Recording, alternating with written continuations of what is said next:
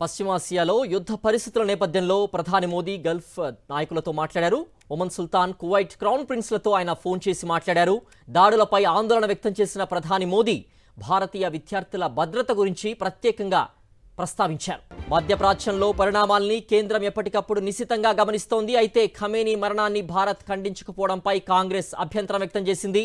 ఈ విషయంలో ప్రధాని మోదీని ఉద్దేశించి లోక్ కాంగ్రెస్ అగ్రనేత రాహుల్ గాంధీ కీలక వ్యాఖ్యలు చేశారు.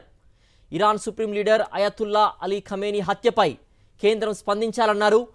ఈ విషయంలో మోదీ సర్కార్ మౌనం పాటించడం వల్ల ప్రపంచ వేదికపై భారత్కు ఉన్న గౌరవం తగ్గిపోతుందని అభిప్రాయపడ్డారు. మరోవైపు కాంగ్రెస్ మాజీ అధినేత్రి సోనియా గాంధీ సైతం దీనిపై ఆందోళన వ్యక్తం చేశారు. మౌనంగా ఉండడం అనేది తటస్థ వైఖరి కాదని, పరాజయమని వ్యాఖ్యానించారు. ఈ విషయంలో ఇజ్రాయెల్ ప్రధాని నేతన్యాహు ప్రభుత్వానికి మోదీ నిస్సందేహంగా మద్దతు ప్రకటించారని ఆరోపించారు సోనియా గాంధీ. కాంగ్రెస్ విమర్శల్ని కేంద్ర ప్రభుత్వ వర్గాలు ఖండించాయి. ఇరుపక్షాలు సంయమనం పాటించాలని భారత్ కోరిందని పేర్కొన్నాయి. యుద్ధం సమస్యలకు పరిష్కారం కాదు అనేది భారత స్థిర వైఖరి అని తేల్చి చెప్పాయి. ఈ విషయంలో కాంగ్రెస్ కావాలని రాద్ధాంతం చేసే ప్రయత్నం చేస్తోందని బీజేపీ నేతలు విమర్శించారు. మరింత సమాచారం మా ఢిల్లీ ప్రతినిధి వెంకటేష్ అందిస్తారు. వెంకటేష్, పశ్చిమాసియాలో యుద్ధ పరిస్థితుల నేపథ్యంలో ఆ దేశాధినేతలతో కూడా ప్రధాని మోదీ మాట్లాడేటువంటి వివరాలను మనం చూస్తున్నాం.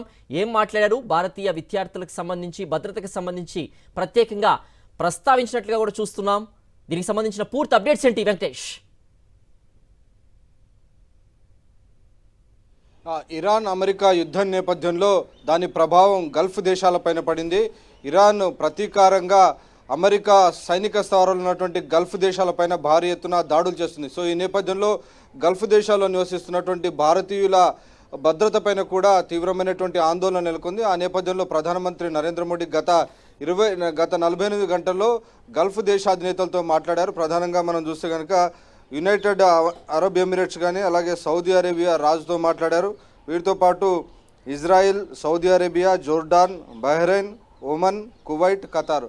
సో గడిచిన 48 గంటల్లో ఈ 8 దేశాల అధినేతలతో ఆయన మాట్లాడారు. ప్రధానంగా ఈ యుద్ధాన్ని వీలైనంత తొందరగా ముగించాలని, ప్రజల ప్రాణాలకు ప్రాధాన్యత ఇవ్వాలని ఆయన విజ్ఞప్తి చేశారు. అలాగే ఈ గల్ఫ్ దేశాల్లో భారీ ఎత్తున భారతీయులు, ప్రవాస భారతీయులందరూ కూడా నివసిస్తున్నారు. చాలామంది విద్యార్థులు ఉన్నారు, కార్మికులు ఉన్నారు, ఉద్యోగాల కోసం వెళ్ళినటువంటి వారు ఉన్నారు. సో వారందరి ప్రాణాలకు ఎలాంటి ముప్పు లేకుండా తగిన చర్యలు తీసుకోవాలని ఈ 8 దేశాధినేతలతో ప్రధానమంత్రి నరేంద్ర మోడీ మాట్లాడారు. సో ఆ నేపథ్యంలో ఆ దిశగా చర్యలు తీసుకుంటారని ఎక్స్పెక్ట్ చేస్తున్నటువంటి పరిస్థితి.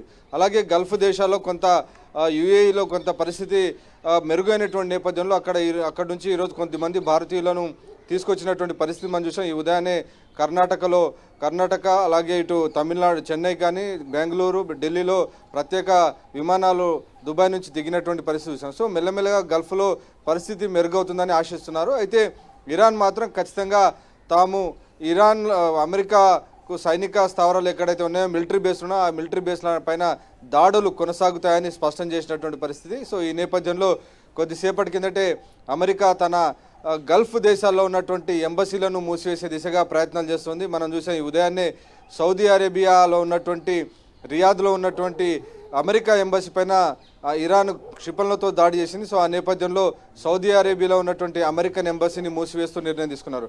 అలాగే కువైట్లో ఉన్నటువంటి అమెరికన్ ఎంబసీని మూసివేస్తున్నట్టు నిర్ణయం తీసుకుంది. వీటితో పాటు పలు గల్ఫ్ దేశాల్లో ఉన్నటువంటి పలు ఎంబసీలోనూ అమెరికా మూసివేయడం లేదంటే తాత్కాలికంగా ఫంక్షనింగ్స్ తగ్గించడం కానీ, అలాగే అక్కడ ఉన్నటువంటి సిబ్బందిని, ఆ సిబ్బంది కుటుంబాలందరినీ కూడా వెనక్కి రావాలని కొద్దిసేపటి కిందటే వీరికి ఆదేశాలు ఇచ్చినటువంటి పరిస్థితి. సో మొత్తానికి గల్ఫ్ దేశాల్లోనూ ఉన్నటువంటి అమెరికన్ ఎంబసీలను ప్రధానంగా ఇరాన్ టార్గెట్ చేస్తుంది. మనం చూస్తే ప్రధానంగా Jordan, Bahrain, Qatar, Iraq, UAE. So ఈ ఎంబసీలో పనిచేస్తున్నటువంటి స్టాఫ్ని, వాళ్ళ ఫ్యామిలీస్ని వెనక్కి రావాలని అమెరికా కోరుతుంది. సో రాబోయేటువంటి 24 నుంచి 48 గంటల్లో ఇరాన్ పైన భీకరమైనటువంటి దాడి చేస్తామని ట్రంప్ ప్రకటించారు. సో ఆ నేపథ్యంలో ఆ దిశగా అమెరికా సమాయత్తమవుతుంది. ఇంకోవైపు ఇజ్రాయెల్ లెబనాన్ పైన దాడికి దిగింది. సో ఇజ్రాయెల్ పక్కన ఉన్నటువంటి లెబనాన్ నుంచి భారీ ఎత్తున హిజ్బుల్లా ఉగ్రవాదులు ఇజ్రాయెల్ పైన దాడికి దిగుతుండడంతో ఇజ్రాయెల్ లెబనాన్ పైన కూడా దాడి చేస్తుంది. సో మొత్తానికి ఈ 2 దేశాల మధ్య ఉన్నటువంటి యుద్ధము రీజనల్ కాన్ఫ్లిక్ట్గా మారింది, ఒక ప్రాంతీయ యుద్ధంగా మారినటువంటి పరిస్థితి ఉంది.